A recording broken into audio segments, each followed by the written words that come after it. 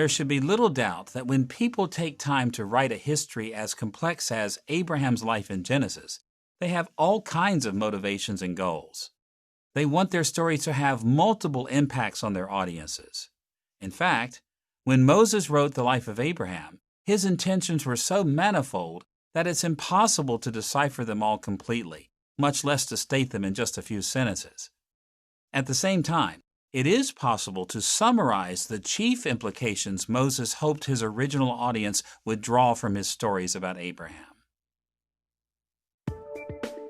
We'll explore the original implications of the life of Abraham in 3 steps. First, we'll describe the basic impact that these stories were designed to have on the original audience. Second, we'll see how the impact of these stories unfolds in the 4 major themes of Abraham's life. And third, we'll summarize the original implications of each of the 5 steps in Moses' stories about Abraham. Let's look first at the basic impact these stories were designed to have.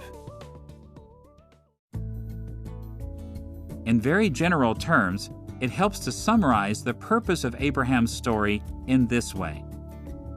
Moses wrote about Abraham to teach Israel why and how they were to leave Egypt behind and to continue toward the conquest of the Promised Land. In other words, by seeing the historical backgrounds of their lives in Abraham, by finding models or examples to follow and reject in the stories of Abraham, and by discerning how his life foreshadowed their lives, the Israelites following Moses could see the ways they were to pursue God's purpose for them.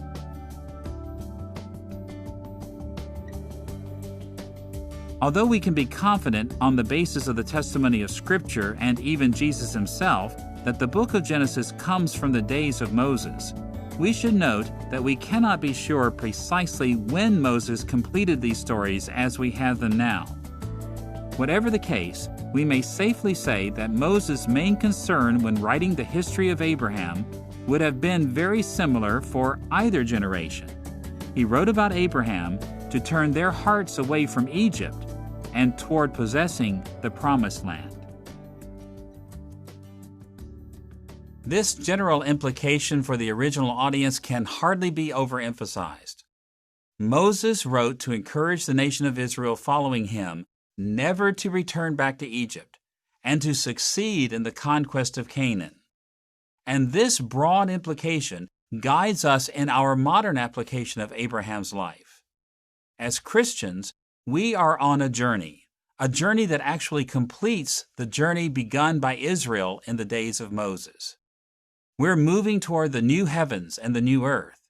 So, for us to apply Abraham's stories properly to our lives, we must pay attention to the ways they instructed the original audience to keep moving toward Canaan.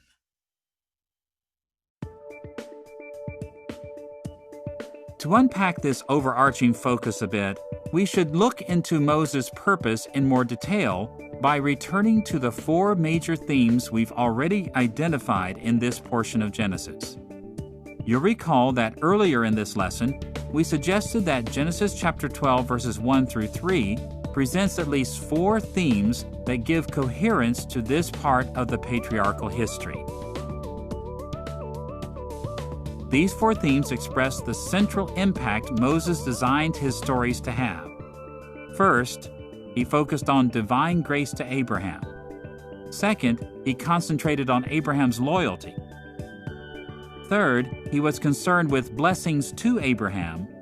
And fourth, he focused on blessings through Abraham.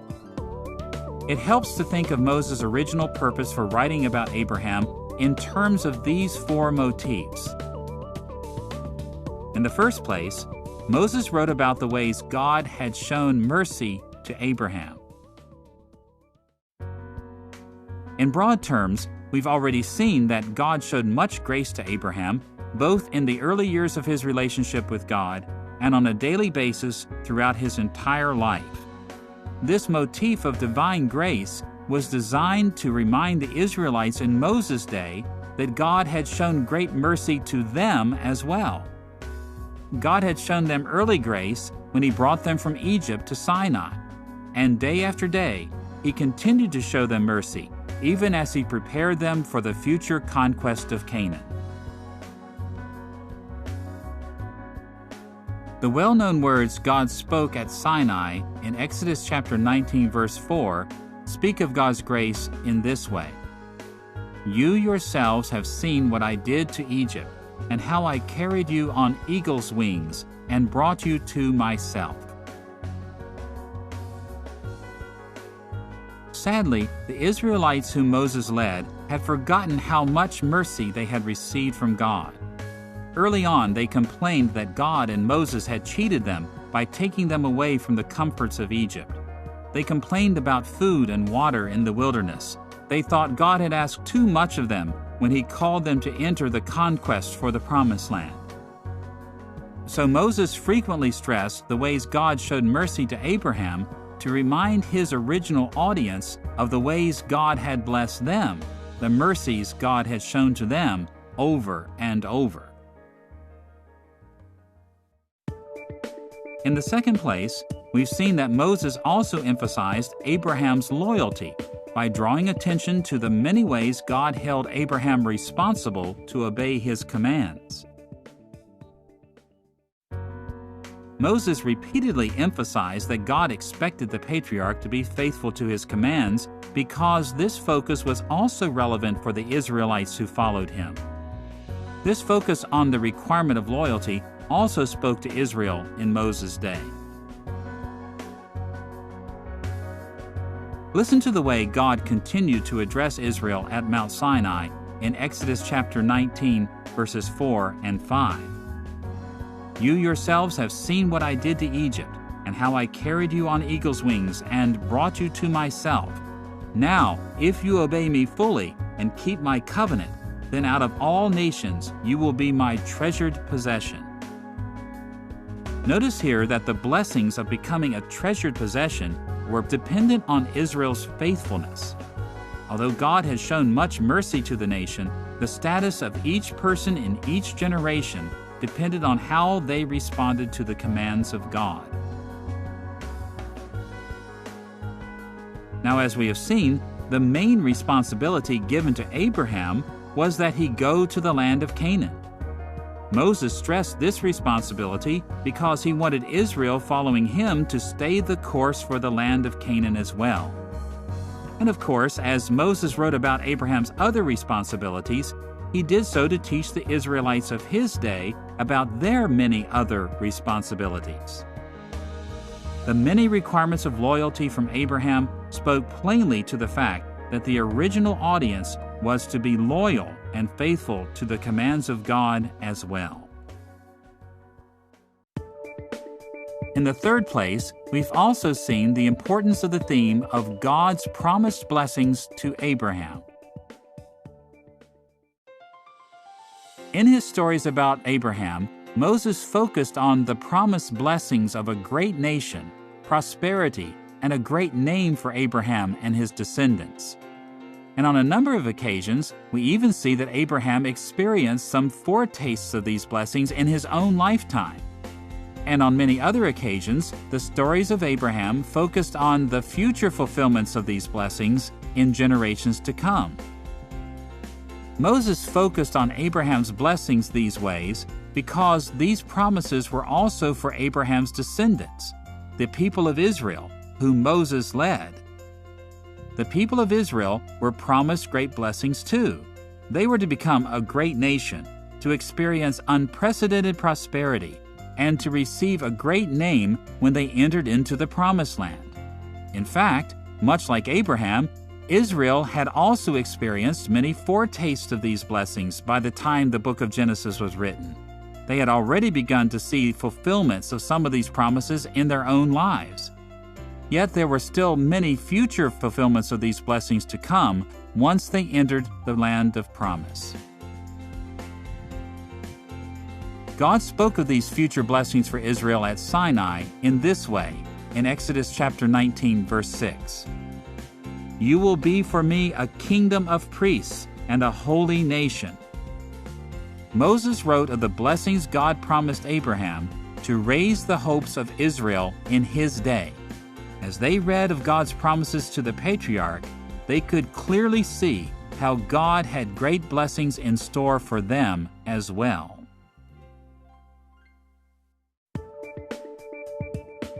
In the fourth place, we've also seen that the stories of Abraham revealed that God's blessings would also come through the patriarch to the entire world.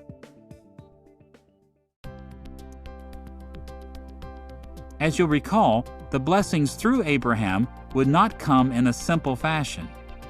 In Genesis chapter 12, verse 3, we learn that God would give Abraham success through a process of blessing Abraham's friends and cursing his enemies. In a variety of episodes, Moses pointed out how God gave Abraham foretastes of this process in his own lifetime as he interacted with other peoples representing different nations. And on a number of occasions in his stories of Abraham's life, Moses pointed out that many fulfillments would come in the future. Moses stressed this motif because it was so relevant to the people of Israel who followed him in his day. God assured them of success in being a blessing to others because he would bless their friends and curse their enemies. They too had seen foretastes of these promises as they interacted with various groups of people in their own day. They had already seen God bless those who were their friends and curse their enemies on a number of occasions. And beyond this, Moses also focused on these matters to turn the eyes of the Israelites toward future fulfillments as they entered the Promised Land and spread the kingdom of God to the ends of the earth. As we have just read, in Exodus 19, verse 6, God said this to Israel, "You will be for me a kingdom of priests and a holy nation." This vision of the nation as a kingdom of priests did not simply point out that the nation itself would be blessed with the privilege of being a holy people serving God, but also pointed out that the children of Israel would serve God's purposes throughout the world. As Moses inspired Israel to move toward the Promised Land, his stories about Abraham were designed to instill within them the vision of how God was going to use Israel to spread his kingdom and thus his blessings to the entire world. Now that we've seen the implications of the four major themes of Abraham's life for the original audience, let's briefly summarize the impact of Abraham's stories on the original audience by looking at each major step in the structure of the patriarch's life as it is recorded in Genesis. You'll recall that the stories about Abraham's life divide into 5 main steps. First, Abraham's background and early experiences in chapter 11, verse 10 through chapter 12, verse 9. Second, Abraham's earlier interactions with representatives of other peoples in chapter 12, verse 10 through chapter 14, verse 24. Third, the covenant that God made with Abraham in chapter 15, verse 1 through chapter 17, verse 27. Fourth, Abraham's later interactions with representatives of other peoples in chapter 18, verse 1 through chapter 21, verse 34. And fifth, Abraham's progeny and death in chapter 22, verse 1 through chapter 25, verse 18.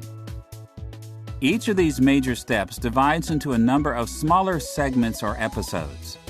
We'll briefly summarize the content and some of the main implications that these episodes had for the original audience for whom Moses wrote.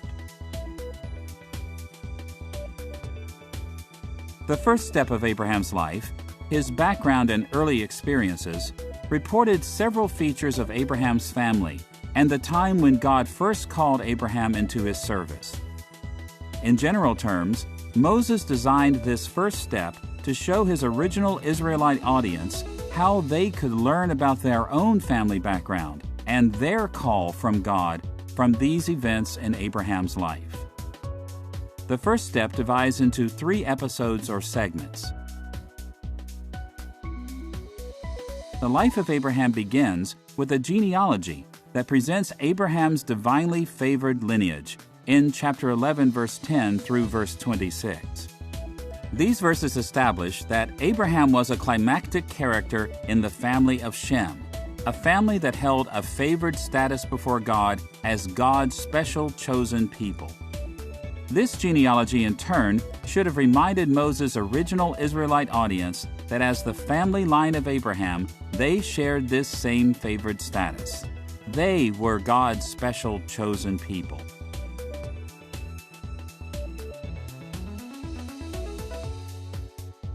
The second episode of Abraham's background and early experiences is another genealogy in chapter 11, verse 27 through verse 32. In a nutshell, this passage depicts Terah as an idolater who attempted to go to the land of Canaan but failed. Moses' original audience easily would have seen the similarity between Abraham's circumstances and their own. Their parents had been involved in idolatry and had failed to reach the land of Canaan as well. So just as Abraham had to avoid repeating his father's failures, the Israelites who followed Moses also had to avoid repeating the failures of their fathers and mothers, the idolaters of the first generation of the Exodus, who failed to reach Canaan. Abraham's background and early experiences then moved to the story of Abraham's migration to Canaan in chapter 12, verse 1 through verse 9. God called Abraham to the land of Canaan, and Abraham obeyed the call of God despite many difficulties.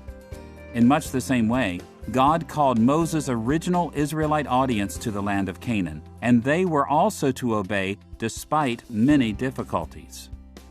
So the story of Abraham's migration to Canaan had the original implication that the Israelites in Moses' day were to follow the footsteps of Abraham and migrate as he did to the land of Canaan. With these three segments, Moses introduced Abraham's life and offered significant guidance for his original audience as they faced the challenges of their own service to God. The second major step in the Genesis account of Abraham's life concentrates on the patriarch's earlier interactions with other peoples. These chapters depict the patriarch interacting with other groups of people in a variety of ways to guide the original Israelite readers as they interacted with others. In the first episode, Moses described Abraham's deliverance from Egypt in Genesis chapter 12, verse 10 through verse 20. You'll recall that the patriarch sojourned in Egypt because of a famine, but God delivered him from Egyptian bondage by sending diseases on Pharaoh's house. Because of God's great deliverance, Abraham left Egypt with many riches and never returned. Abraham learned very clearly that Egypt was not his home. Moses' original Israelite readers could see that their own experiences reflected many aspects of Abraham's story. They had gone to Egypt because of a famine. They had also been delivered when God sent diseases on the Egyptians, and they had left Egypt with many riches from the Egyptians. Unfortunately, as the Israelites faced difficulties in their travels, many of them began to idealize life in Egypt and wanted to return. This episode should have made it clear to the original audience that Egypt was not their home. They were to remember how God had graciously delivered them and to leave Egypt and the Egyptians far behind. The second segment of Abraham's earlier interactions with others is the story of his conflict with Lot in chapter 13, verse 1 through verse 18. This is the well-known story of struggle between Abraham's men and Lot's men, when the two groups quarreled over natural resources for their sheep. In this struggle, Abraham treated Lot with kindness, allowing Lot to live in peace in the land he chose. The original readers of Genesis would have had little trouble understanding what this story meant for them. According to Deuteronomy chapter 2, as they traveled toward the Promised Land, Moses commanded the Israelites to treat Lot's descendants with kindness, to let them live at peace in their ancestral land. In effect, Abraham's kind treatment of Lot showed the Israelites how to treat the Moabites in their day. The third episode of Abraham's earlier interactions with others is the story of Abraham's rescue of Lot in chapter 14, verse 1 through verse 24. This complex story described how Abraham defeated powerful tyrannical kings who had come from afar, and how he showed further kindness to Lot by rescuing him from these tyrannical kings. This story spoke rather plainly to the Israelites following Moses. As Israel passed through the lands of the Moabites and Ammonites who descended from Lot, the army of Israel defeated the tyrannical kings Sihon of the Amorites and Og of Bashan, both of whom had oppressed the Moabites and Ammonites. By rescuing the Moabites and Ammonites in this way, Israel followed the model that Abraham had set for them. And so it is that in each episode of this step of Abraham's life, Abraham was presented as a model for the Israelites to follow in their own times. Now we come to the third major step of Abraham's life, the covenant that God made with the patriarch in chapter 15, verse 1 through chapter 17, verse 27. In general terms, this step focuses on God's covenant with the patriarch in ways that reveal the character of Israel's covenant relationship with God. These chapters divide into three main segments. The first episode focuses especially on God's covenant promises to Abraham in chapter 15, verse 1 through verse 21. This chapter is the well-known account of the time when God entered into covenant with Abraham. God promised to give Abraham progeny and land. Specifically, God promised that Abraham would have a multitude of descendants, and that after a time of mistreatment in a foreign land, Abraham's descendants would be brought back to the land of promise. This passage was designed to remind the Israelites that God had made a similar covenant with Israel through Moses. And more than this, it showed them that they themselves were experiencing the fulfillment of God's promises to Abraham. The Israelites were Abraham's promised progeny, and they were returning to the very land that God had promised to their patriarch. To doubt these facts was to doubt the gracious covenant promises God had made to Abraham and reaffirmed with Moses. The second episode that focuses on God's covenant with Abraham is the patriarch's failure with Hagar in chapter 16, verse 1 through verse 16. This sad story recalls how Abraham and Sarah turned from the covenant promises of God by seeking a child through Sarah's Egyptian handmaiden, Hagar. Abraham and Sarah failed to trust God's covenant promises, but God rejected their alternative plan by not accepting the child Ishmael as Abraham's true seed. Moses' original audience repeatedly turned from God's promises and covenant and desired the comforts of Egypt. And this story from Abraham's life taught them that just as Abraham's plan had been rejected, their alternatives to God's plan would also be rejected. The third episode focusing on God's covenant with Abraham is the account of Abraham's covenant requirements in chapter 17, verse 1 through verse 27. In this passage, God confronted the patriarch over his failure to follow God's plan. The Lord also reasserted the need for covenant loyalty by instituting circumcision as a covenant sign that was to be applied to Abraham and his sons. By this sign, God reminded Abraham that his covenant relationship entailed the responsibility of loyalty, and that loyalty would lead to great blessings. Moses recounted this side of Abraham's covenant to confront the Israelites in his day over their failures to remain faithful and to reassert the Israelites' need for covenant loyalty. Only as the Israelites were faithful to their covenant God could they rightly hope for his great blessings.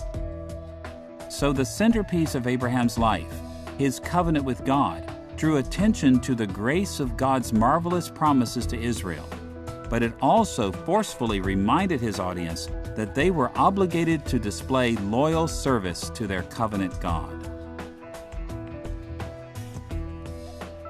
Now we come to the fourth step of Abraham's life, his later interactions with others in chapter 18, verse 1 through chapter 21, verse 34. In these chapters, Abraham encountered various people who were associated with people living in Moses' day. Abraham interacted with the Canaanite inhabitants of Sodom and Gomorrah, with Lot, Abimelech, and Ishmael. In general terms, Abraham's interactions with these people taught Israel how they were to interact with the Canaanites, the Moabites and Ammonites, and the Philistines and Ishmaelites of their day. The first story of this portion of the patriarch's life is the account of Sodom and Gomorrah in chapter 18, verse 1 through chapter 19, verse 38. This well-known narrative tells of the threat of divine judgment against the evil Canaanite cities. It tells about Abraham's concern for the righteous in those cities and the destruction of the cities, as well as Lot's rescue. These events spoke directly to the situation facing Moses' original audience. They helped them understand what was happening with people living in their day. God's threat against the Canaanites, the concern they were to have for the righteous among the Canaanites, like Rahab, whom they later encountered in Jericho, the destruction that was sure to come against the evil Canaanite cities, and their relationship with Lot's descendants, the Moabites and the Ammonites. The second portion of Abraham's later interactions with others appears in chapter 20, verse 1 through verse 18. In this story, Abraham once again interceded for an inhabitant of the land, namely for Abimelech, the Philistine. You recall that Abimelech threatened Abraham's future by taking Sarah from Abraham, not knowing she was his wife. Then God brought judgment against Abimelech, and Abimelech proved to be righteous by repenting of his actions. As a result of this repentance, Abraham interceded on Abimelech's behalf, and Abraham and Abimelech enjoyed lasting peace and friendship with each other. This story spoke to the Israelites in Moses' day about the attitudes they were to have toward the Philistines living in their day. In a variety of ways, the Philistines threatened Israel, but when the threat of God's judgment brought repentance among the Philistines, the Israelites were to intercede on their behalf and to enjoy lasting peace with them. The third narrative of this section, found in chapter 21, verse 1 through verse 21, focuses on the difficult relationship between Isaac and Ishmael. Isaac and Ishmael were both sons of Abraham, but when tensions rose between them, God instructed Abraham to separate Ishmael from the family. God still blessed Ishmael, but made it very clear that Abraham's only rightful heir was Isaac. As Moses informed his original audience of these events, he helped them understand the nature of their relationship with the Ishmaelites of their day. When tensions rose between Israel and the Ishmaelites were to remember that God had ordained a separation between them. Although God blessed the Ishmaelites in many ways, the Israelites were the true heirs of Abraham.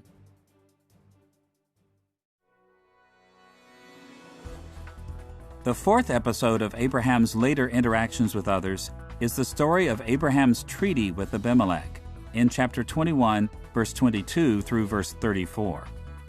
This story reports how the Philistine Abimelech acknowledged God's favor toward Abraham, and how Abraham agreed to live in peace with Abimelech and his descendants. It goes on to tell how controversy arose over water rights for Abraham's sheep, and how Abimelech and Abraham entered into a formal treaty at Beersheba, pledging mutual respect and honor. Abimelech and his commander reminded Moses and the Israelites of the potent threat the Philistines were in their day.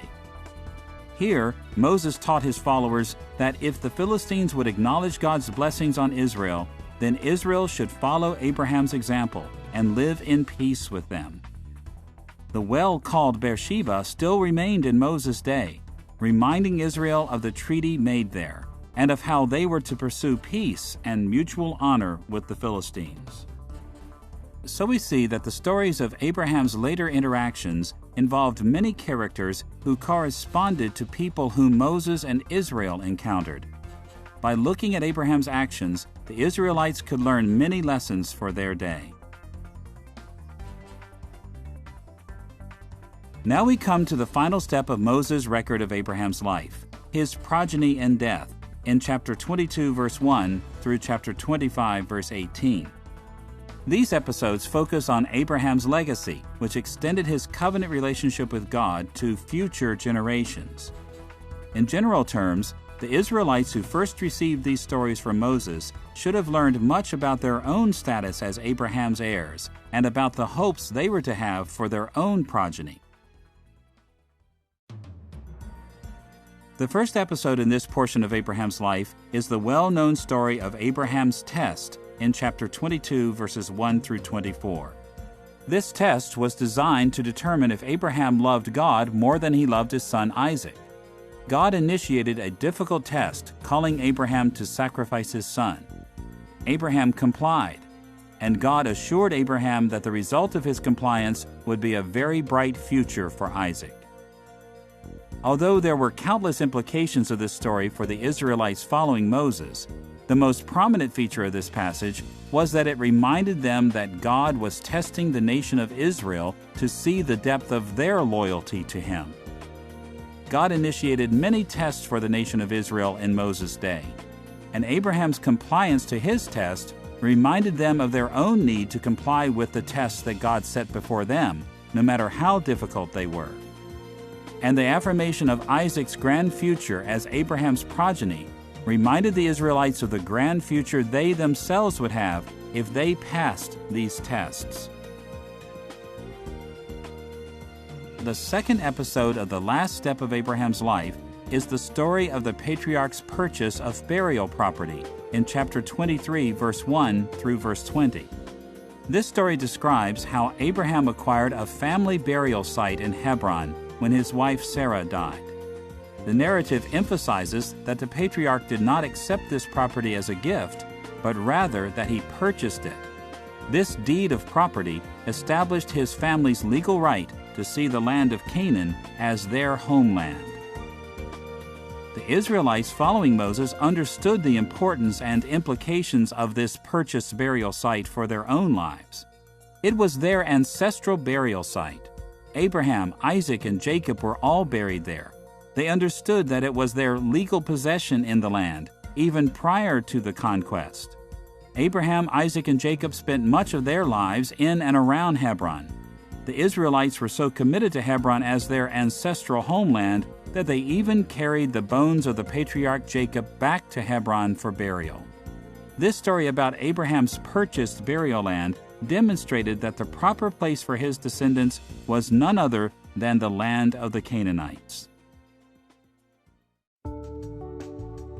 The third episode of Abraham's progeny and death is a touching story about Abraham's daughter-in-law, Rebekah, who became the wife of his special son Isaac in chapter 24, verse 1 through verse 67. In this story, in order to ensure that Isaac would avoid Canaanite corruption, Abraham insisted that Isaac not marry a Canaanite woman. But Abraham also ensured that Isaac would remain in the land of Canaan, the land of promise, by sending a servant to bring a wife to Isaac. By finding a wife for Isaac in this way, Abraham ensured a great future of blessings from God for Isaac and his descendants.